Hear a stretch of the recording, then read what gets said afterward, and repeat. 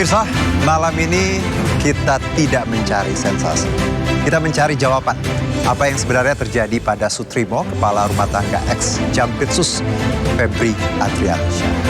Ekshumasi sudah dilakukan kemarin di Banyumas, Jawa Tengah. Puluhan sampel dibawa ke laboratorium untuk menguji penyebab kematian Sutrimo. Dan kasus ini menyisakan sejumlah kejanggalan. Klinik yang sudah disebut ya, sudah tidak beroperasi, ponsel korban yang raib, dokumen medis yang dipertanyakan, hingga penyidikan dugaan pembunuhan berencana. Ini mana fakta, mana dugaan, dan apa yang bisa dibuktikan secara ilmiah? Saya Herjino Syaputra, inilah Arena Politik.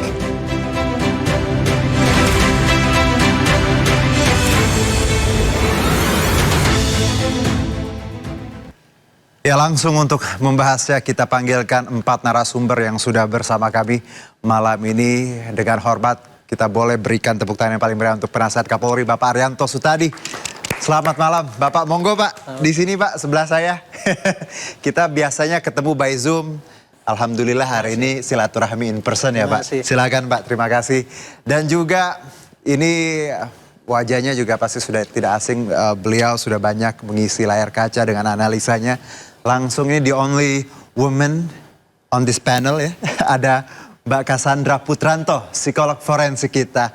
Selamat malam Mbak Cassandra. Terima kasih, silakan ya. Ini saya juga senang langsung ketemu Mbak Cassandra, juga biasa kita by Zoom kalau wawancara. Terima kasih Mbak sudah bergabung. Dan tidak hanya ada Pak Arianto dan juga Mbak Cassandra, kami juga kedatangan 2 narasumber lainnya. Yang pertama ini ada Bang Andi Manto Adiputra, Direktur Imparsial. Bang Andi, silakan.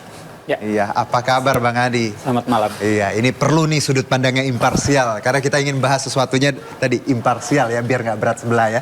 Oke, dan yang paling penting juga pemirsa, kita akan hadirkan tim kuasa hukum Febri Adriansyah, Darmawan Subakti.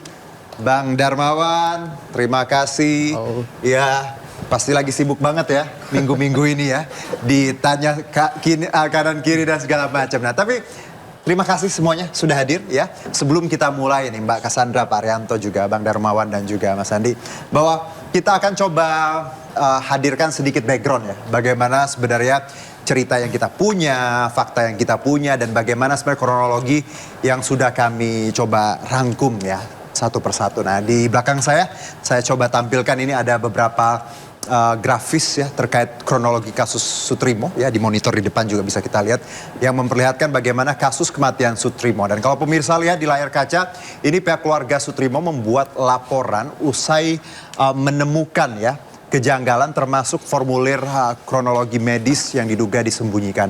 Bahkan ponsel korban ini ya disebutkan raib serta nomor kontak pengantar jenazah ini tidak aktif lagi. Nah, ini jadi banyak puzzle di sini. Dan polisi kemudian melakukan penyelidikan, kemudian ekshumasi pun dilakukan, dan ya masih berlangsung nanti prosesnya karena ada it takes 1 or 2 weeks, dan disebutkan bahwa tidak ada tanda-tanda kekerasan fisik pada jenazah, dan saat ini kesimpulan akhirnya masih menunggu hasil nanti ya pemirsa. Dan pemeriksaan ini meliputi toksikologi ya, histopatologi dan DNA. Dan saya ingin mengetahui lebih dulu dari sudut pandang narasumber. Saya ke Pak Arianto dulu. Pak, dengan banyaknya atensi publik saat ini ya Pak ya, terhadap kasus ini.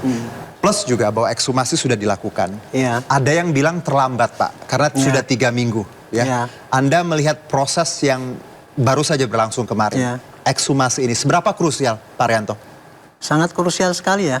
Dan keterlambatan itu tadi saya juga sependapat. Saya tidak ahli, tetapi menurut keterangan daripada para ahli, kalau ekshumasi itu dilaksanakan lebih daripada 2 minggu itu sudah hasilnya sangat minimal. Iya. Makanya saya sependapat dengan itu, memang terlambat untuk ekshumasi itu. Tapi Pak, lebih baik terlambat atau tidak sama sekali? Kalau tidak sama sekali ya polisi dipertanyakan itu. Di mana profesionalisme? Karena dengan kejadian ini ya, tugas pokok polisi itu harusnya menjelaskan kepada publik apa yang terjadi ya. Sesungguhnya apa yang terjadi sih ini, dan kemudian dijawab berdasarkan daripada keterangan-keterangan yang dikumpulkan selama itu. Nah, keterangan itu dikumpulkan melalui cara yaitu nomor 1 penyelidikan. Penyelidikan itu artinya apa? Tindakan daripada polisi untuk mencari keterangan kemanapun untuk yang terkait dengan kejadian yang ada itu.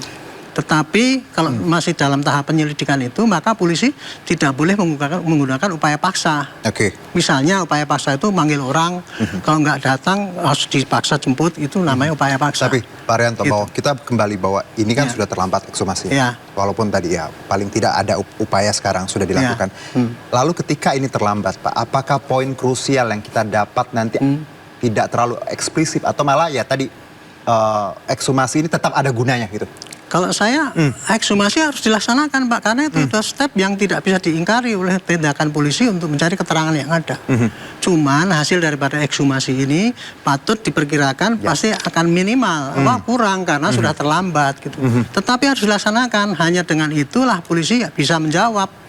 Ini Pak Trimo ini meninggal karena apa? Jawabannya itu aja. Paling tidak kita tahu dulu penyebabnya ya Pak ya. Apakah memang sakit atau memang ada itu kan sudah jawaban daripada tadi. Sekarang nggak bisa menjawab sama Walaupun tadi memang agak sulit ketika ini sudah 3 minggu pemirsa berlalu. Nah, saya ke Bang Darmawan. Bang, langsung ya Bang.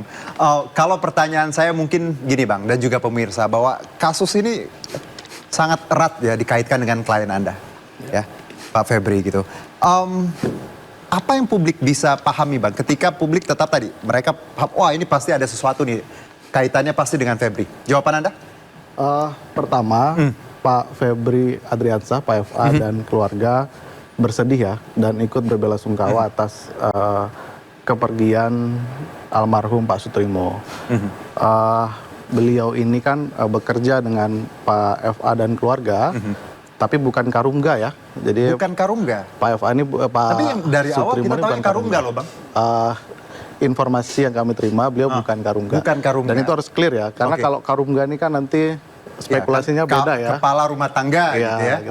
Beliau ini adalah orang yang bekerja untuk menjaga rumah kosong. Gitu. Nah, terakhir ada yang di Jakarta Selatan itu. Nah, Pak Sutrimo ini bekerjanya itu sistemnya on off. Jadi memang kalau beliau nggak ada pekerjaan lain, beliau bekerja dengan Pak Eva dan keluarga.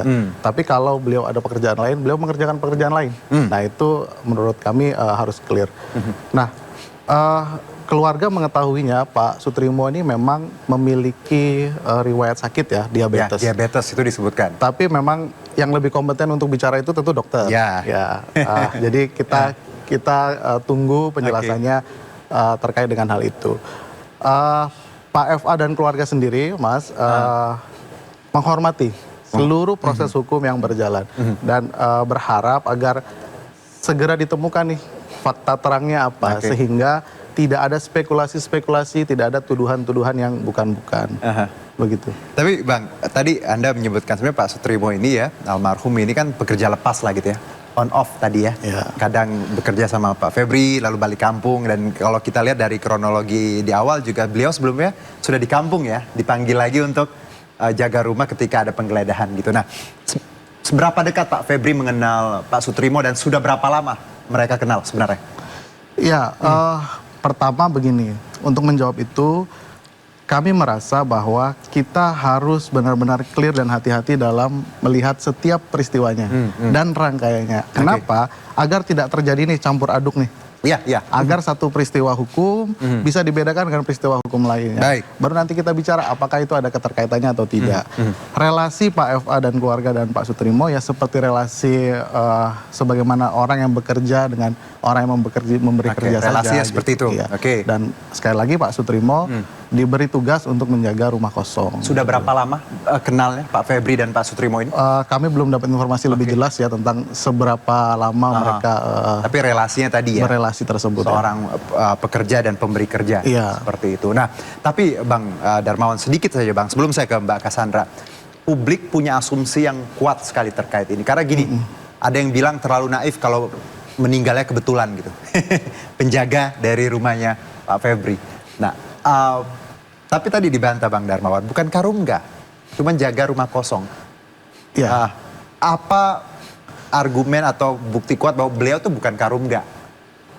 Ya memang pada faktanya bukan Karungga ya. Pak Febri pun bilang gitu bukan Karungga? Ya, informasi yang disampaikan kepada kami, Pak Sutrimo ini bukan Karungga. Oke. Dan begini kan, kan ini kalau kita bicara informasi yang terbaru kan sudah sampai di penyidikan. Artinya ini proses hukum yang berjalan. Baik. Kita tahu ada pasal 5 tuh di KUHP kita, pasal 1 ayat 5 tentang penyidikan.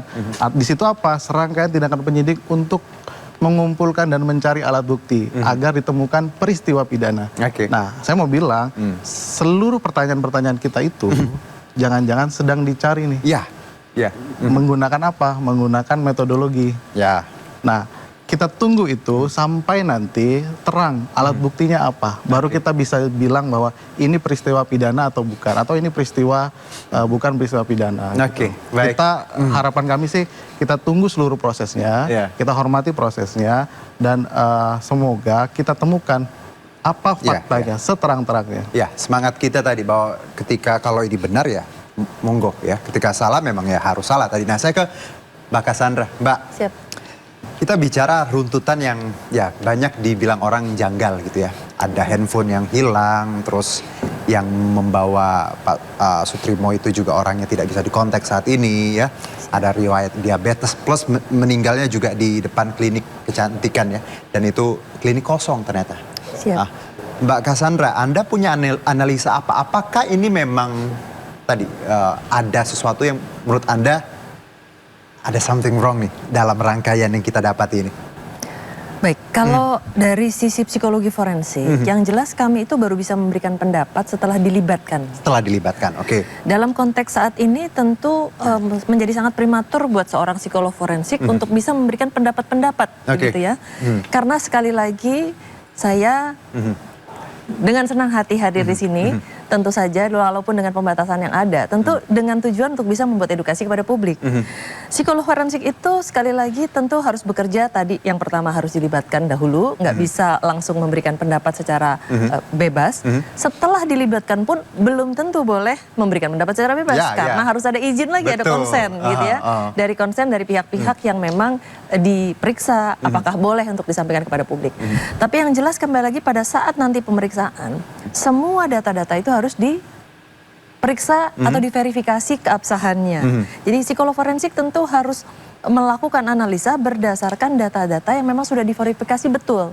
Jadi bukan katanya si A, si B, si C gitu ya. Atau mungkin ada kejanggalan. Jadi kita bekerja tidak berdasarkan Tapi Mbak kejanggalan. Cassandra, maaf aku potong. Ketika misalnya handphone itu kan barang pribadi yang harusnya dengan gampang kita temui gitu ya. Betul. Ketika ya seseorang mungkin meninggal gitu. Terus juga CCTV ya, pasti bisa juga kan kita telusuri. Betul. And then ada orang yang membawa misalnya Pak Sutrimo ini dan ini sampai sekarang nggak bisa dihubungi. Puzzle-puzzle ini sebenarnya gampang nggak sih Mbak untuk disambungkan ketika tadi memang ada usaha untuk sana? Nah, kembali lagi bahwa psikolog forensik itu kan harus memverifikasi kan informasinya boleh digunakan atau tidak gitu ya. Jadi termasuk semua pertanyaan-pertanyaan itu pun harus dilihat apakah handphone hilang itu karena diambil orang yang memang untuk menghilangkan Jejak? Ya, atau karena memang handphone nih lumayan udah masuk kantong aja. Kita tahu di Indonesia Iya, itu seperti iya, itu iya, gitu. iya, Jadi sebelum kita berasumsi bahwa ini memang untuk menghilangkan jejak, karena itu kan berarti asumsi. Sekarang kalau pertanyaan saya gini Mbak Cassandra, beliau ditemukan misalnya meninggal di depan klinik kecantikan yang sudah kosong dan kalau tadi kita ngobrol sama Mbak Cassandra dekat dengan tempat Mbak Cassandra juga ya. Nah ini poin apa Mbak menurut Anda? Ada jenazah atau mayat gitu ditemukan di sebuah klinik kecantikan kosong gitu, 400 meter kalau nggak salah jaraknya dari rumah beliau tempat bertugas ke klinik. Baik, jadi saya berharap bahwa masyarakat pun harus menjaga diri untuk benar-benar mendapatkan informasi-informasi yang betul-betul tangan pertama, yang betul-betul memang sahih, yang memang bisa diterima. Jadi satu tadi soal handphone diambil orang, kita boleh menduga dan berpikiran yang buruk gitu ya. Oh jangan-jangan lalu dikaitkan dengan cocok logi. Tapi kembali lagi faktanya apa, kenyataannya apa. Kemudian tadi soal yang membawa. Kebetulan karena kembali lagi saya dibuka, kebetulan karena memang kantor saya berada 2 rumah dari lokasi. Jadi tentu saja ikut ada yang tim saya, melihat staf kami itu juga bisa memberikan kesaksian dan kebetulan sudah menjadi saksi, sudah dipanggil gitu ya.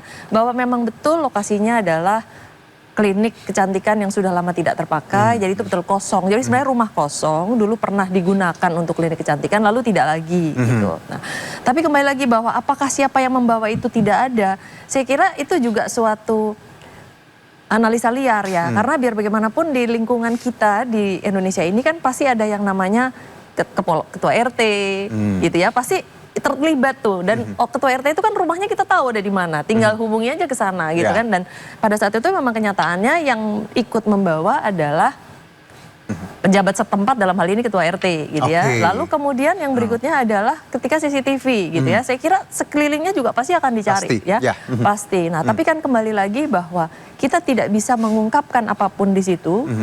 Karena semua itu kan berarti menjadi wewenang kepolisian. Jadi ketika kita punya informasi, polisi tentu tahu mana yang harus dibuka, ya, mana yang memang harus di-keep dulu. Karena tadi kan, kalaupun ada penjahat di luar sana ya Mbak ya, pasti akan lebih gampang untuk mereka membaca ketika informasi itu semua kita buka. Jadi memang harus ada beberapa yang di-keep. Nah kalau saya, terima kasih Mbak Cassandra. Nah kalau saya ke Bang Andi, Bang, kita bicara imparsial nih ya, bahwa kasus ini kan ya publik, kalau saya ngelihat ya wajar lah punya asumsi seperti itu ya. Karena Pak Sutrimo bekerja untuk FA seperti itu dan tiba-tiba meninggal seperti itu. Dengan kondisi tadi mulut berbusa, tidak wajar, handphone hilang. Anda melihat ada kejanggalan itu dan bagaimana Anda melihat plus juga ekshumasi yang terlambat ini? Bang Andi. Pertama, kasus ini menjadi ramai di publik karena ada kaitannya dengan Febri ya. Yang terlibat, yang sekarang juga mengalami proses hukum. Kemudian jika ini memang ada kaitannya, itu kemudian publik akan mengasumsikan bahwa ini sebuah kejahatan yang begitu besar, gitu ya, untuk melakukan kejahatan lain untuk menutupi satu kejahatan yang terjadi sebelumnya, gitu. Nah, tetapi lagi-lagi yang diinginkan publik itu adalah informasi yang lengkap. Yang diinginkan publik adalah satu informasi yang jelas ya, yang terverifikasi, yang itu seharusnya sudah dilakukan oleh kepolisian semenjak awal, begitu. Pertanyaan-pertanyaan yang muncul misalnya, kenapa tidak dilakukan otopsi ketika informasi soal kematian Pak Sutrimo itu diterima oleh kepolisian, itu juga menjadi pertanyaan. Sehingga ekshumasi yang terlambat tadi yang seperti dikatakan sebelumnya, ini juga sudah memiliki risiko hilangnya atau berkurangnya hal yang didapat nanti dari hasil ekshumasi. Nah, tapi publik ingin menekankan bahwa aparat penegak hukum harus betul-betul bekerja. Jangan sampai asumsi-asumsi liar, dugaan-dugaan kemudian yang berkembang di publik, di media sosial begitu ya, ini membuat kepercayaan terhadap aparat penegak hukum kita ini semakin hancur, semakin suram. Ditambah lagi juga dengan penegakan hukum di kasus yang dialami oleh Pak Febri itu juga memiliki pertanyaan. Publik juga memiliki segudang pertanyaan terkait dengan hal itu. Gitu. Nah, implikasinya terhadap kepercayaan publik terhadap penegak hukum. Dengan naiknya kasus ini ke penyidikan ya pemirsa, kita tahu sebelum penyidikan ada penyelidikan kan. Jadi sebenarnya polisi sudah punya metode dong untuk mengungkap, akhirnya naik ke penyidikan. Walaupun ya tidak semua informasi itu kita dapat. Anda melihat bahwa polisi serius di sini, karena kan yang tadinya kan nggak ada di level penyidikan loh ini. Harusnya. Dan sekarang ada di level penyidikan, berarti ada, let's say kurang lebih ada hint-hint lah bahwa mengarah ke arah, ya ada pelaku gitu. Untuk dinaikkan dari penyelidikan ke penyidikan itu kan cukup ada 2 alat bukti. Dan kepolisian juga untuk meningkatkan status dari penyidikan itu juga untuk dapat memintai keterangan semua pihak yang diduga memiliki informasi terkait dengan kasus ini, agar membuat terang kasus ini, itu agar dapat dilakukan penggalian informasi secara lebih komprehensif gitu ya, bisa dapat melakukan pemanggilan terhadap saksi-saksi. Kalau di penyelidikan kan itu masih pengumpulan dengan... ketika ini sudah ada di penyidikan berarti memang mengarahnya ada dugaan seperti itu. Ada dugaan tidak. Baik, kita jeda dulu. Saya akan nanti langsung ke Pak Arianto. Pak, ketika level ini udah naik, ya tentunya polisi punya pertimbangan khusus seperti apa, nanti kita bahas di segmen selanjutnya. Tetap bersama kami di Arena Politik.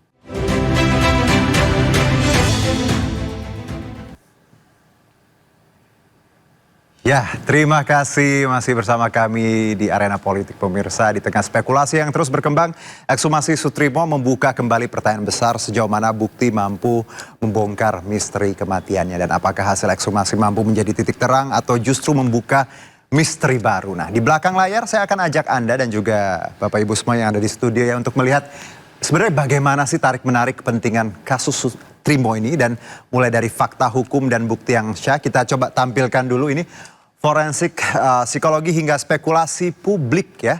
Dan kalau kita lihat memang ini banyak sekali yang harus kita puzzle-nya tadi kita susun pelan-pelan agar tadi nggak liar dan nggak salah, karena yang kita carikan kebenaran gitu ya. Nah, kalau bicara mengenai proses ini, tadi sebelum break saya Bang Andi udah bilang bahwa bagaimana sebenarnya ini naik ke penyidik seperti itu ya, dari penyelidikan ke penyidikan pasti ada pertimbangannya. Pak, saya ke Pak Rianto, ketika polisi menetapkan kasus ini ke penyidikan ya Pak, tentunya ada metode yang sudah dilakukan, baik itu interview dengan saksi segala macam. Apakah kalau ada pendapat bahwa ketika ini udah di level ini Pak dan ada ekshumasi, memang ada mengarah bahwa dugaan-dugaan misalnya, karena kan keluarga melaporkan ini Pak, ada dua, dugaan pembunuhan atau pembunuhan berencana. Menurut Anda ada arahnya ke sana Pak? Kalau saya melihatnya dari kemarin Pak polisi sudah menyatakan ya, Pak Dirkrimum itu menyatakan bahwa sudah dinaikkan ke penyidikan. Dan pasalnya adalah pembunuhan ataupun pembunuhan yang direncanakan. Saya surprise itu, kaget itu. Karena tadinya itu saya menunggu-nunggu penyidikan itu segera, tapi polisi kan belakang-belakang. Enggak masuk ke penyidikan, tapi masih penyelidikan terus itu. Itu saya waktu itu sudah mendesak, mudah-mudahan cepat dilakukan penyidikan, tapi enggak. Tiba-tiba begitu ini dari korban mengatakan bahwa oh ternyata kami sekarang melapor kan gitu kan, karena melihat kami ada kejanggalan-kejanggalan gitu. Nah atas dasar itulah baru polisi kemudian kemarin press release menaikkan ke penyidikan. Nah yang mengagetkan saya pasalnya adalah pembunuhan dan pembunuhan yang direncanakan. Ini menurut saya ini polisi menargetkan suatu target yang tinggi sekali ya Pak ya. Yang menurut saya terlalu berani untuk itu. Karena kalau pembunuhan yang direncanakan itu, maka berarti harus mencari data-data. Perencanaannya bagaimana, ini bagaimana gitu. Itu harus dicari oleh polisi nanti. Tapi kalau cuma pembunuhan doang gitu ya, yang penting ada orang meninggal, kemudian ada yang diduga yang melakukan, siapa melakukan, itu targetnya nggak tinggi kan, mudah untuk dicapai untuk itu.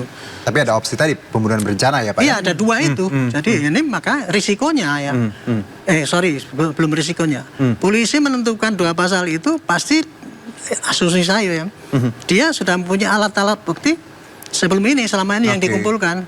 Seperti misalnya dia sudah meriksa itu tadi, stafnya itu tadi. Jadi pertanyaan-pertanyaan kejanggalan yang kemarin disampaikan oleh para korban yang disampaikan itu HP kemudian nggak sampaikan segala itu, estimate saya polisi sudah mengantongi itu, sudah mendapatkan informasi mengenai kenapa HP-nya itu sekarang kemana, bunyi isinya dan sebagainya. Atas dasar itulah kemudian sehingga polisi berani menyatakan penyidikan dan pasalnya itu dua itu. Iya, dua itu. Kira-kira itu. Iya, dan kalau kita bisa tadi simpulkan Pak ya dari yang Bapak bicarakan bahwa sebenarnya apakah kematian ini hanya kematian biasa ya, pembunuhan, atau kematian yang menutupi tindak pidana lain ya Pak ya, dugaannya seperti itu? Enggak. Sampai saat ini belum sampai ke situ. Belum sampai situ? Enggak. Polisi sampai sekarang pasti fokusnya hanya kepada apa menyebabkan kematian ini. Baik. Apakah ini kematian karena kecelakaan atau apa dan sebagainya gitu. Tapi sudah ditetapkan kan ini pasti dibunuh atau dibunuh direncanakan. Tapi belum sampai mengarah kepada saya pribadi. Yang lain-lainnya. Tidak terkait dengan kasus itu. Nah, saya ke Mbak Cassandra. Mbak Cassandra, kalau kita lihat kan ini pusarannya kan lumayan kompleks ya. Ada elit di sini lah.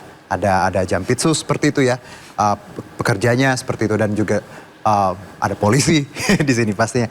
Anda melihat ketika ada case seperti ini, Cassandra, apakah baik itu penegak hukum atau orang-orang di sekitarnya punya tekanan psikologis yang cukup berat untuk sama-sama mengungkap ini menurut Anda?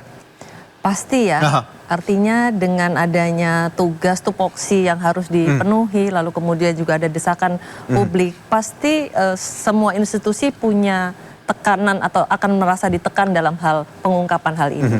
Tapi kembali lagi secara psikologi forensik itu sebenarnya untuk bisa sampai kepada apakah kepolisian bisa menentukan ini ada dugaan pembunuhan atau tidak pembunuhan, itu sebenarnya psikolog forensik sudah bisa dilibatkan, yaitu dalam tugas otopsi psikologi. Jadi otopsi psikologi. Betul. Jadi ketika korban tewas, kami itu ada metode untuk melakukan pemeriksaan dan merekonstruksi profil psikologis korban yang sudah tewas ini, agar kita tahu profil psikologisnya seperti apa, kira-kira siapa yang punya motif untuk membunuhnya, lalu bagaimana cara meninggal dan lain sebagainya, sehingga akhirnya kemudian itu yang kita bisa mengarah kepada criminal profiling. Jadi kita bisa memprofil kriminalnya. Nah, kalau misalnya dari otopsi psikologis ini ke criminal profiling sudah terpenuhi, baru kita bisa memastikan bahwa memang ada pembunuhan, apalagi sampai pembunuhan berencana. Tapi karena sekali lagi memang kemarin tidak melibatkan ada sebuah otopsi psikologis, ya saya yakin pasti kepolisian punya dasar sendiri untuk kalau melakukan pertanyaan atau saya meningkatkan berdasarkan penyidikan. informasi yang saya dapat di lapangan. Misalnya ya Mbak, Pak Sutrimo ini jam 4 masih berkomunikasi dengan keluarga, malah ngirim foto makanan katanya. Siap. Lalu ditemukan meninggal di pagi harinya jam 6 atau jam 8 gitu. Ada rentan waktu yang cukup singkat, ada komunikasi di sini dan tidak ada apa-apa sebelumnya. Malah komunikasi biasa, kirim foto makanan. Apakah ada kemungkinan atau plus juga nih Mbak Cassandra bahwa ini puzzle kan lagi-lagi rangkaian. Beliau ini sejak dipanggil ke Jakarta lagi ketika penggeledahan ya Bang Darmawan, koreksi kalau saya salah ya. Jadi 8 Juli dipanggil lagi ke Jakarta untuk bekerja. Dari 8 sampai hari kematian gitu. Selalu intens kontak keluarga, WA, foto. Gerak-gerik ini Mbak, apakah ada menurut Anda ya, walaupun ini kan masih ya kita validasinya masih panjang. Apakah ada kekhawatiran dari beliau atau karena tiap hari menghubungi keluarga, plus subuh sebelum meninggal pun masih menghubungi keluarga dan mengirimkan foto. Anda apa yang bisa kita baca di sini? Saya kira sampai di sini semua orang yang jauh dari keluarga pasti menghubungi ya, pasti ingin memberitahu dalam kondisi baik-baik saja, apalagi ya setiap kalau pagi seintens itu kirim. Kembali lagi, setiap orang yang pergi keluar atau keluar dari rumah gitu ya, lalu kemudian ingin memberikan kabar kepada keluarga, itu pasti akan wajar dan lumrah. Saya hanya bisa menyatakan bahwa itu adalah sebuah perilaku yang wajar. Soal intensitas itu mungkin juga bisa dikaitkan dengan kondisi kesehatan gitu ya, bahwa ini kan sedang sakit nih, katanya tapi diabetes. masih harus bekerja gitu ya. Nah, apalagi kalau diabetes mungkin nanti mesti harus ke dokter dan lain sebagainya. Nah, justru itu yang harus dicari di dalam otopsi psikologis tersebut gitu ya. Jadi saya baru bisa menjawab kalau memang melakukan otopsi psikologis terhadap Pak Sutrimo. Jadi kalau komunikasi intens sama keluarga biasalah itu ya. Saya kira bukan biasa. karena orang takut Mbak. Biasa kan gini, ketika kita ngubungin orang tua, saya di sini ya mau lapor atau ya, ketakutan itu justru bisa dilihat dari bahasa teksnya, pesan-pesannya seperti apa gitu. Nah itu yang memang akhirnya membuat ini menjadi menarik dan saya berharap bahwa tentu dilakukanlah semua pemeriksaan tersebut supaya bisa sampai pada sebuah kesimpulan yang solid, bukan hanya asumsi-asumsi atau mengait-ngaitkan dan cocok logi. Iya, cocok logi karena data yang kita punya ini kan di surface ya, sebenarnya di permukaan. Yang di dalam kan polisi yang lebih tahu plus juga keluarga. Dan ya keluarga pasti punya chatnya ya. Tadi walaupun handphone Pak Sutrimo kan hilang sebenarnya, itu bisa diteliti. Saya ke Bang Darmawan. Bang, kita menghormati semua hak ya, baik itu tersangka atau apapun. Karena memang ya lagi-lagi hukum yang harus membuktikan semuanya Bang. Ketika publik ya, analisa publik juga banyak orang akhirnya merugikan klien Anda. Ini kan tadi dari kasus korupsi seperti TPPU, lalu bergeser ke kematian ya pekerja seperti itu. Dan lagi-lagi ya Pak FA yang dikaitkan. Apakah ini ya pasti merugikan Anda dan klien? Anda punya pembelaan apa ketika publik menyudutkan Anda dengan banyak sekali ya, dengan bukti-bukti dan juga proses yang sedang dijalani saat ini? Ya, tentu pendapat publik itu kan kita hargai lah. Rasa-rasanya kita tidak mungkin jauh dari itu, tapi setidak-tidaknya kami ini kan advokat yang ditunjuk untuk substansi perkaranya. Kami berdiri untuk men-challenge apakah proses hukum yang dikenakan kepada Pak FA itu sudah benar. Kami menemukan 9 kejanggalan dalam analisis kami yang mendalam terkait dengan penetapan tersangka, penahanan, penggeledahan, penyitaan. Nah, tentu boleh-boleh saja dong kita men-challenge itu kalau kami menemukan 9 kejanggalan itu. Nah, dalam rangka due process of law, saya pikir ini kepentingan kita bersama. Kalau proses hukum dijalankan dengan baik, maka environment hukum kita ke depan nih juga akan baik. Tapi kalau tidak dan tidak ada yang berani men-challenge, bisa saja Oke. hari ini Bang. Pak FA. Ya, kalau kasusnya Pak Sutrimo ini, menurut Anda Pak Febri punya tanggapan apa sih? Karena gini, publik kan tadi yang kita bilang bahwa menyalahkan, pasti ini ya ada Pak Febri di balik ini. Ya, saya pikir itu kesimpulan yang terlalu cepat ya. Oke. Dan proses hukum sedang berjalan. Ekshumasi baru dilakukan kemarin, sampelnya baru dikirim. Artinya proses yang sedang dilaksanakan bahkan belum selesai. Sehingga rasa-rasanya terlalu buru-buru kalau kita menyimpulkan sesuatu. Gitu. Nah, tentu kita berharap harus berhati-hati dan clear dalam melihat setiap detail peristiwanya agar kita tidak buru-buru berspekulasi, menuduh, atau bahkan mengait-ngaitkan, mencocokologi. Sebab ketika kita menggunakan asumsi, kita mencocokologi dengan dasar yang tidak kuat, gitu, dengan dasar yang tidak kredibel, maka ketepatan kita dalam menunjuk satu peristiwa pidana itu bisa diragukan. Gitu. Ya karena kalau kita bicara, tadi benar kata Bang Darman dan Mbak Cassandra, cocok logi itu nggak bisa ya kalau kita bicara hukum. Harus ada tadi bukti, novum, scientific base, semuanya itu yang harus kita hadirkan. Nah, kalau ke Bang Andi, Bang, bahwa ketika penanganan kasus Pak Sutrimo ini ya sudah berlangsung saat ini, dan dari ekshumasi Polri juga sudah ya cukup maksimal. Kita lihat banyak yang bilang bahwa polisi nggak berani, tapi buktinya kan sekarang naik ke penyidikan dan prosesnya juga ada mengarah dugaan ke tadi, baik itu pembunuhan maupun pembunuhan berencana. Apa yang harus publik dan juga kita semua kawal ini agar ya kebenaran yang kita dapat ya memang benar gitu, tidak semata-mata karena tekanan ataupun juga karena asumsi gitu, Bang Andi. Ya, terkadang aparat penegak hukum kita baru bekerja ketika ada tekanan-tekanan. Itu apa namanya fakta. Ada istilah No viral, no justice. Gitu ya. Tekanan publik itu kemudian membantu apa namanya aparat penegak hukum bekerja. Nah, saya melanjutkan tadi dari apa yang disampaikan oleh Bu Cassandra. Selain medical forensik, saya kira perlu juga dilakukan digital forensik. Digital forensik mengingat apa namanya HP yang tidak kunjung diserahkan kepada keluarga, dan saya kira aparat penegak hukum itu mampu melakukan hal itu, merekam kembali, trace kembali, bahkan mungkin ada voice record yang bisa di recall begitu ya, untuk membuat terang perkara ini gitu. Dalam konteks ini tidak hanya mengandalkan pada hasil ekshumasi, karena hasil ekshumasi doang ya, Pak, hasil ekshumasi akan berbicara nanti apakah kematian ini wajar atau tidak. Kalau wajar close, tapi kalau tidak wajar, kalau tidak wajar pun belum tentu itu ada tindak pidana atau terjadi kejahatan. Kalaupun tidak wajar itu pun belum tentu terjadi karena akibat dari orang lain begitu.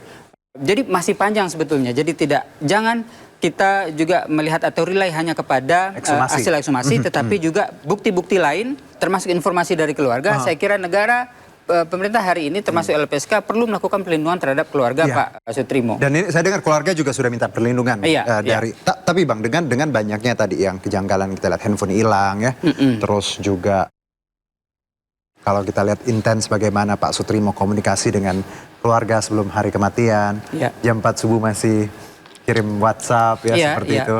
Anda melihat bahwa kemungkinan ya tindak pidana itu ada di sini. Ya, itu semua pertanyaan publik itu lagi-lagi menuntut adanya klarifikasi atau kejelasan dari aparat penegak hukum untuk menjawab hal itu semua. Termasuk jauh sebelum itu, ketika misalnya beliau dari kampung itu difasilitasi, dipanggil kembali untuk Jakarta. Nah itu siapa yang melakukan itu? Apakah Pak Febri langsung atau ada yang lain? Hingga orang yang mengantarkan jenazah Pak Sutrimo ke ke Banyumas ya. Itu juga penting semua itu untuk dimintai keterangan. Jadi tidak hanya berpangku pada satu atau bahkan ini ya, kalau itu diduga memang pertanyaan publik kan ini ada kaitannya dengan kejahatan sebelumnya.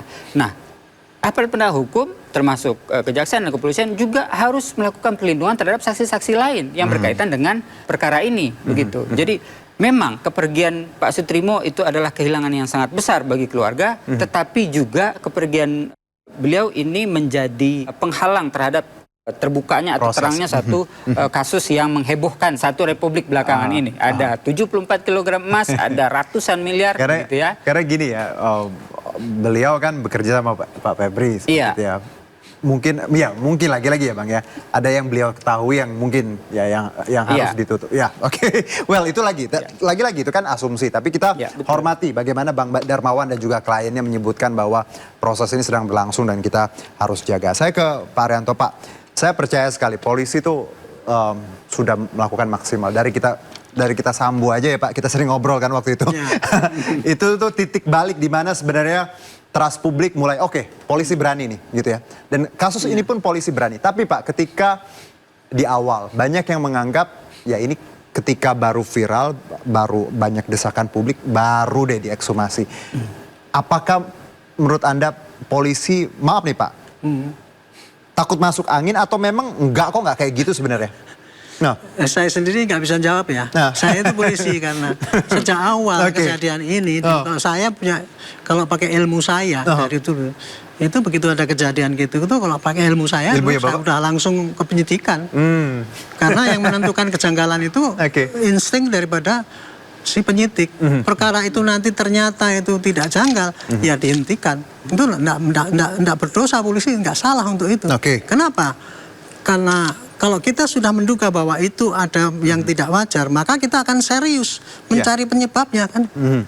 Nah, kemarin itu kan tidak. Jadi kelihatannya kan masih penyelidikan. Karena mengapa? Diawali daripada ketika Pak Trimo itu tiada, kemudian dikirim ke sana gitu. Kan polisi nggak tahu Pak, belum ada yang lapor. Betul. Baru setelah 2 hari yang berikutnya, baru polisi tahu. Dia langsung datang ke TKP. Ke TKP, olah TKP sampai 2 kali. Kalau menurut pendapat saya, olah ke TKP itu sudah termasuk bagian daripada penyidikan. Kalau saya itu. Tapi itu kemarin kan masih penyelidikan. Iya, Karena penyelidikan. waktu itu polisi masih menunggu keterangan dari korban apakah ini meninggal secara tidak wajar dan diimbau suruh bikin laporan polisi. Itu yang saya dengar dari polisi waktu itu. Nah, jadi kesimpulannya adalah waktu itu pertama kali ini Pak, akibat daripada keraguan polisi ketika menerima berita itu terlambat dan kemudian tidak berani melakukan penyidikan, dan kemudian dia malah menunggu korban itu.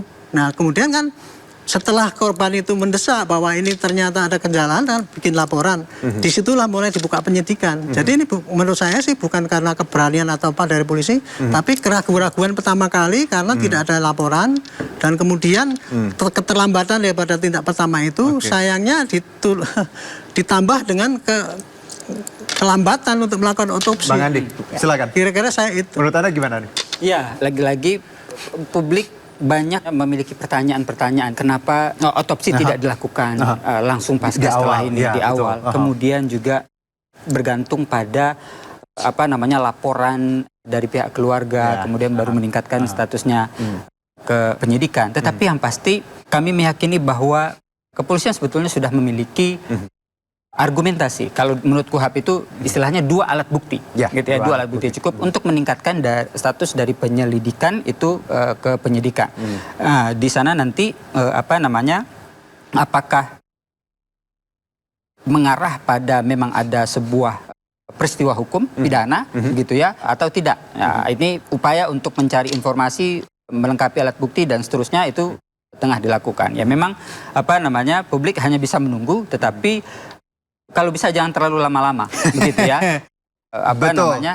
Dan memberikan informasi yang secara berkala kepada publik atau masyarakat terkait dengan perkembangan kasus ini. Karena konsekuensinya lagi-lagi publik akan pasti mengaitkan dengan berbagai hal ya, perkara termasuk juga kinerja aparat penegak hukum. Ya, kinerja aparat penegak hukum. Tapi memang gini Bang Andi, bahwa it takes time. Hasil ekshumasi pun masih akan kita tahu 2 minggu lagi ya mungkin. Sekitar 2 minggu ya. Dan mungkin informasi nggak semua bisa polisi buka ya. Tapi paling tidak Anda sebutkan tadi harus ada berkala seperti update-nya ya. Agar publik juga nggak ragu ya Bang ya. Dan nanti pun hasilnya nggak merasa bahwa ini ada tekanan atau apa ya Bang ya. Iya, betul. Oke, baik. Dan termasuk juga mereka yang dalam ruang lingkup kerjanya Pak Sutrimo itu juga perlu diperiksa, dan apakah itu sudah dilakukan secara semua itu lagi-lagi ada dalam benak publik pertanyaan terhadap proses ini. Mbak Cassandra, Siap. Posisi seseorang misalnya pekerja gitu ya Mbak ya. Ya, pekerja di rumah lah gitu ya.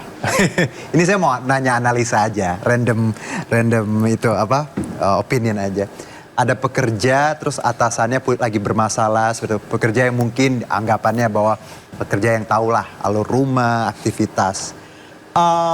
Menurut Anda, apakah memang pekerja ini punya poin penting ketika ya mungkin ada pendapat atau testimoni beliau yang memang menurut Anda ya dalam ilmu psikologi forensik memang kadang yang bermasalah misalnya si A tapi karena pekerjanya juga tahu atau apa mungkin karena bekerja di rumah menurut Anda punya beban atau memang biasanya ditemukan dalam kasus-kasus tertentu memang pekerja ini juga salah satu yang harus ditanyain gitu Mbak? Sekali lagi cara kerja psikologi forensik kan tidak seperti itu, gitu ya. Jadi kita berdasarkan fakta yang ada yang kita temukan, baru kita kembangkan. Bukan sesuatu yang belum tentu benar atau hanya berdasarkan kecurigaan, lalu kemudian kita kembangkan karena itu nanti akan pasti menjadi luas sekali. Jadi sekali lagi bahwa berawal dari ditemukannya korban yang mati tidak wajar.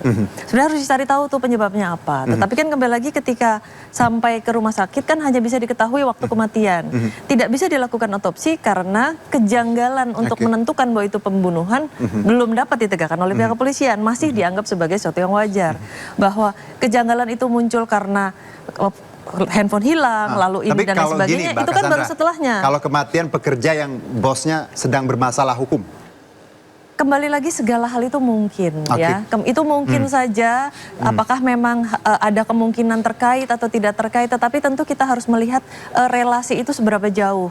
Karena sekali lagi ketika seseorang yang sedang bermasalah hukum, apakah ada kemungkinan ternyata informasinya itu dipegang oleh seseorang, apakah seseorang ini yang notabene penjaga rumah, ini kan ranknya cukup tinggi ya, cukup dari pemilik lalu ke penjaga gitu. Apakah memungkinkan penjaga ini memiliki rahasia-rahasia? Apakah ternyata di rumah itu juga ada bunker yang isinya emas segala macam? Itu kan kembali lagi, ya kita juga jangan sampai terbawa oleh film-film yang banyak juga seperti itu ya, walaupun ini terbukti di satu kasus yang lain, tapi kan bukan berarti terjadi yang lain. Tetapi justru itu yang harus kita buktikan. Dan kembali lagi adalah jangan sampai kita terjebak dengan mengikuti petunjuk-petunjuk yang sebenarnya menyesatkan. Karena sekali lagi sebelum kita mau melakukan analisa, informasi yang ada itu harus diverifikasi bahwa memang betul informasi itu bisa kita gunakan. Dan kalau ekshumasi, Mbak Cassandra, bahwa ekshumasi itu kan medical ya, terus juga digital forensik ya, plus juga tadi ada psikologi forensik.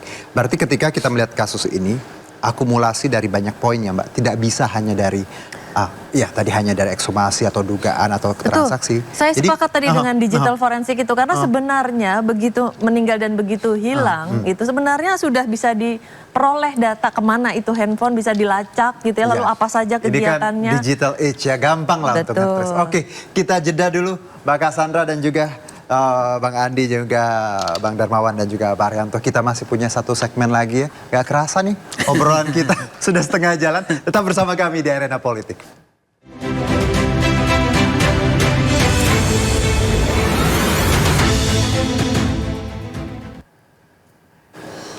Kembali bersama kami pemirsa, Science Forensic sedang bekerja, namun kini mata masyarakat tertuju penuh pada transparansi prosesnya. Ketika kejanggalan demi kejanggalan dibongkar, pertanyaannya bukan lagi sekedar siapa pelakunya, melainkan siapa saja yang pasang badan. Nah, di sisi lain, jangan sampai publik tersedot habis perhatiannya pada kematian Sutrimo hingga melupakan perkara utama, yaitu sekali lagi, dugaan korupsi dan TPPU yang menjerat Febri Adriansyah. Dan kita langsung masih bersama panel saya, ada Mbak Cassandra, Pak Haryanto, juga Bang Darmawan dan juga Bang Andi. Saya ke Bang Darmawan. Bang, klien Anda kan tadi, sekarang dugaannya TPPU dan korupsi. Ketika ada kasus ini, apakah menurut Anda ya, posisi klien Anda semakin terpojok, plus juga publik kan tertujunya pada Sutrimo nih untuk saat ini ya. Ada juga yang bilang, jangan fokus ke Sutrimonya deh, kita fokus dulu ke Pak Febrinya, takutnya ini pengalihan isu. Tanggapan Anda, Bang? Ya, saya mulai dari menyambung Mbak Cassandra tadi. Jadi kemungkinan-kemungkinan itu justru memperkuat fungsi kita membutuhkan hukum. Ya. Kenapa? Karena hukum bicara tentang kepastian. Jadi kalau memang ada satu peristiwa, kita serahkan pada hukum agar dia pasti. Nah, makanya tadi kemungkinan tadi tidak boleh kita jadikan kesimpulan. Nah, saya juga menanggapi Mas Ardi bahwa spirit kita dalam penegakan hukum, kita mendorong agar Polri profesional, agar satu peristiwa itu bisa disampaikan dengan baik, tidak boleh kemudian menjadikan kita jumping conclusion dong. Gitu.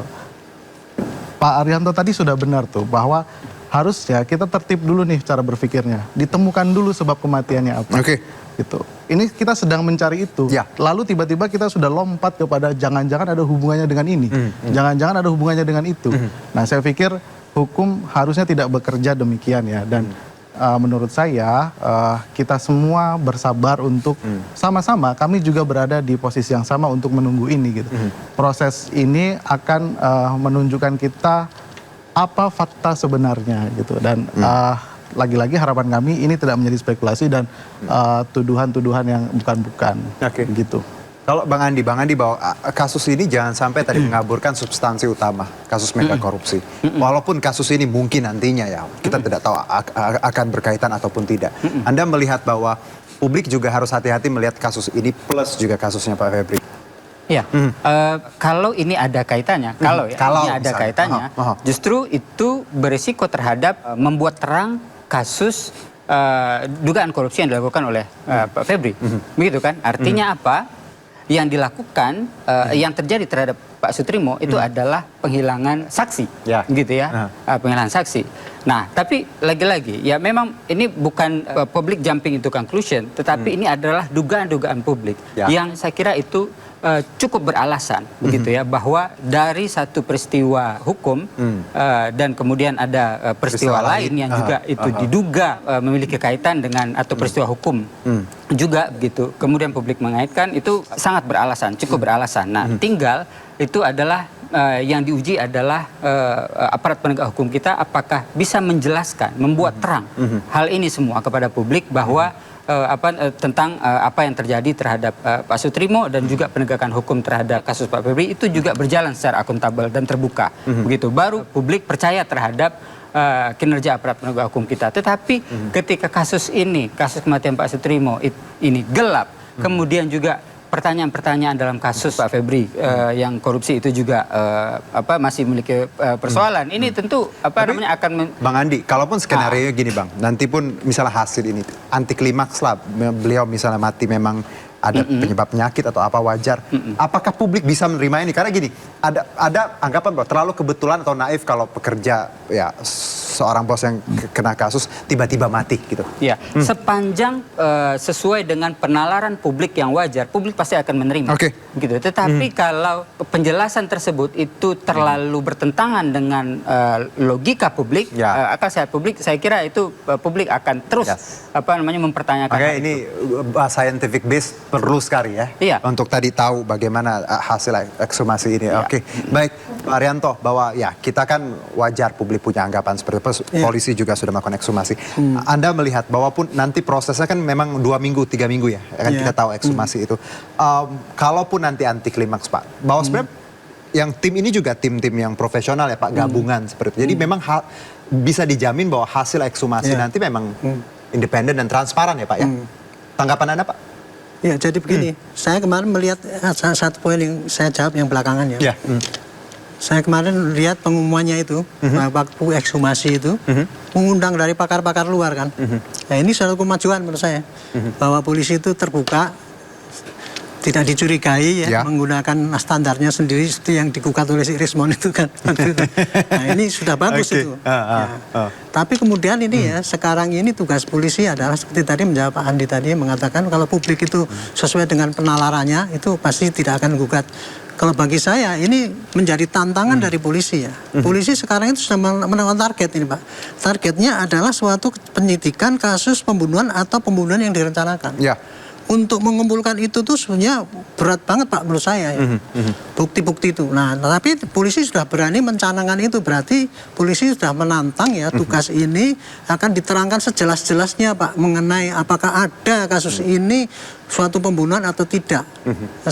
Makanya sekarang ini polisi ya kerjakan semua. Ekshumasi ini bagi saya menurut hemat saya dia tidak terlalu diharapkan dari hasil ini doang. Tapi yang diharapkan adalah tadi itu dari jejak digital, kemudian jejak psikologi tadi yang itu yang nanti jadi, pasti akan diungkap. Hasil ekshumasi mati wajar ataupun tidak wajar itu bagian kecil daripada untuk membuat terangnya perkara. Kenapa bapak ini meninggal, kan baru satu langkah aja. Jadi, oh ini meninggal karena ini, baru satu itu. Tapi siapa yang melakukan butuh butuh keterangan digital yang lain. Jadi kita bisa tadi ya Pak, trace digital itu yang lebih kuat sebenarnya. Ya digital, kesaksian. Dan satu lagi saya berharap mudah-mudahan ada nanti justice kolaborator. Baik. Sehingga bisa menambah. Ini kasus di kasus Sambo dulu itu terungkap karena ada justice kolaborator yang bisa meringankan penyidikan itu sehingga lebih singkat. Itu kira-kira bayangan saya. Baik, Mbak Cassandra, singkat Mbak. Ini kan dua kasus besar beriringan seperti itu ya Mbak ya. Plus juga ya kebetulan itu ada di sini seperti itu. Walaupun masih kita cari nanti scientificnya, digitalnya, semuanya base-nya. Apa yang publik harus pahami Mbak ketika dua kasus besar ini secara tidak langsung berkaitan dan mengarah ke dugaan yang ada seperti itu? Baik, saya kira kita semua harus memastikan bahwa ada dua peristiwa yang berbeda dan tentu saja dua peristiwa ini harus betul-betul dibuktikan unsur pelanggarannya, unsur kejahatannya, unsur pelanggaran hukumnya gitu ya. Nah, lalu kemudian apabila nanti ada keterkaitannya baru itu bisa menjadi penjelasan yang lebih besar untuk masyarakat. Tetapi sekali lagi kita tentu berharap bahwa apapun yang dilakukan ini adalah juga untuk memenuhi rasa keadilan tadi kalau saya bicara dengan Bapak di balik layar ini gitu ya. Bahwa polisi itu juga pasti bekerja tidak hanya untuk memastikan keamanan negara tetapi juga untuk rasa keadilan bahwa di satu titik ada keluarga yang kehilangan dan tentu saja harus dipastikan apakah memang ada kondisi-kondisi atau situasi-situasi yang patut diduga sebagai sebuah pembunuhan yang membuat seseorang kehilangan nyawanya. Lalu sementara di satu titik ada kasus yang lain gitu. Saya berharap bahwa sekali lagi proses penyelidikan apapun dan proses hukum yang terlibat ini tentu harus dilaksanakan secara semaksimal mungkin. Sedikit aja. Siap. Susah nggak sih kasus ini? Atau gampang sebenarnya? Kalau menurut saya sebenarnya mudah ya Pak ya. Tadi kan Bapak harusnya dari awal sudah ada pernyataan atau sudah ada, tapi mungkin agak terlambat gitu ya. Baik, Pak Arianto, gampang nggak sih ini Pak sebenarnya? Susah? Saya kira susah ya untuk menerangkan, karena butuh keterangan yang banyak sekali itu, dan keterangan itu sudah terpendam. Baik, berarti dengan kata lain gampang-gampang susah. Tapi nggak ada yang nggak mungkin kalau Tuhan sudah merestui ya Pak ya. Nah kita sekarang Bang Darmawan dan juga Bang Andi dan juga Mbak Cassandra dan Pak Arianto ini kita masuk ke sesi quick fire ya. Ini quick fire boleh kita tampilkan dulu quick fire seperti apa. Nah, yes, quick fire ini ya gampang sebenarnya Bang Darmawan. Saya tanya jawab aja. 1-2 kata, nggak perlu dijelasin, ya, karena ini akan menguji psikologi kita. nggak bercanda. Nah, saya akan coba ke Pak Arianto dulu, Pak. Anda yakin Polri dan jajarannya mampu menjawab puzzle ini terkait kematian? Sangat mungkin. Sangat mungkin. Ya. Mantap. Nah, saya ke Mbak Cassandra. Mbak Cassandra ini kalau ke Bang Darmawan dulu. Bang Darmawan, Anda siap ya dan tim untuk membuktikan kebenaran yang sebenar-benarnya? Siap. Siap, mantap. Nah, kalau ke Mbak Cassandra, Mbak, ini saya harus baca nih. Apakah dugaan kebohongan di awal kasus ini sudah terlalu kasat mata, Mbak? Kebohongan siapa? Nah, saya tidak tahu. Karena kembali lagi harus dijawab nih kebohongan siapa yang berbohong di sini kan. Jadi baru bisa dijawab. Nah, artinya berarti jawabannya adalah tergantung siapa yang ditanyakan. Oke, nah kalau ke Bang Andi, Bang, ini Polri hari ini seberapa percaya Anda dengan Polri dengan penanganan kasus ini? Dalam kasus ini? Iya, Sutrimo. Harus tuntas. Harus tuntas. Percaya nggak? Itu konsekuensinya terhadap kepolisian sendiri. Tekanan dari publik adalah ini harus tuntas. Baik. Kira-kira begitu. Oke, tepuk tangan untuk kita semua. Terima kasih. Saya hargai semuanya pendapatnya ya. Karena gini, kita tadi equality before the law ya, bersama depan hukum ya. Baik itu siapapun yang ada dalam proses ini. Terima kasih semuanya sudah berpendapat dan juga memberikan kita masukan. Dan semoga pemirsa yang nonton ini juga makin pinter, makin bijaksana dalam menentukan tadi asumsi ataupun ya tadi kebijakan dan hal-hal lain, biar kita sama-sama kawal kasus ini, biar yang benar memang harus benar dan yang salah memang harus salah. Dan pemirsa, kematian almarhum Soetrimo adalah ujian narasi forensik, sementara proses hukum dugaan korupsi dan TPPU yang dihadapi Febri Adriansyah adalah ujian integritas kekuasaan. Keduanya ini nggak boleh saling mengaburkan. Dan terima kasih kepada narasumber kita. Saya Harjuno Syaputra undur diri. Terima kasih. Sampai jumpa di arena politik. Terima kasih. Tepuk tangan untuk kita semua. Terima kasih, Pak. Terima kasih, Mbak Cassandra. Terima kasih banyak. Jadi yang Bang. bohong, Pak.